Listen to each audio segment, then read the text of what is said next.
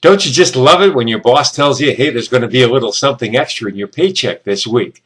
Well, how would you like a little something extra in your spiritual paycheck?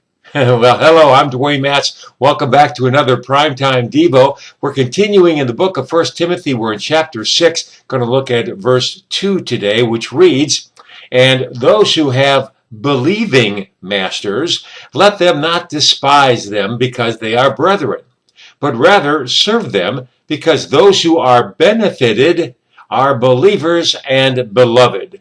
Teach and exhort these things." That's 1 Timothy 6:2. Well, in verse 1, which we looked at last time, Paul speaks to slaves and reminds them to give their pagan masters not some, but all honor. Slaves, workers in today's economy, are not to give reason to others to speak evil of God. No sarcastic remarks such as, oh, so that's what it's like to work as a Christian. Well, here in verse 2, he reminds slaves who have believing masters to do the same. Believing masters are not to be taken advantage of just because they're believers by, putting forth less effort at work. They too are worthy of all honor.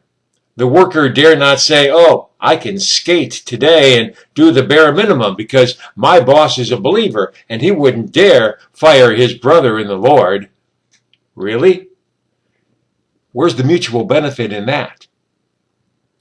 Remember who's in charge.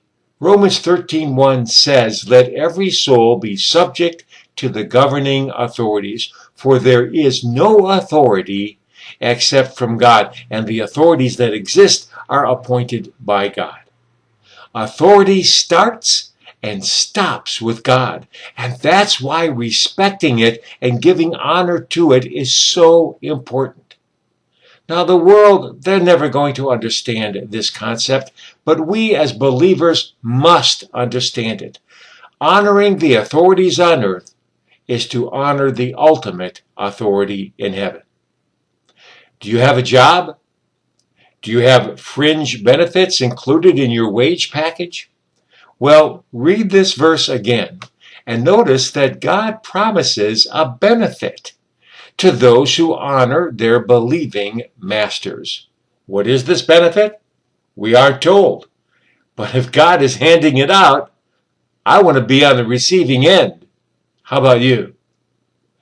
Therefore, let us all remember to work as unto the Lord, knowing full well that somewhere down the line, there's going to be a little extra in your spiritual paycheck.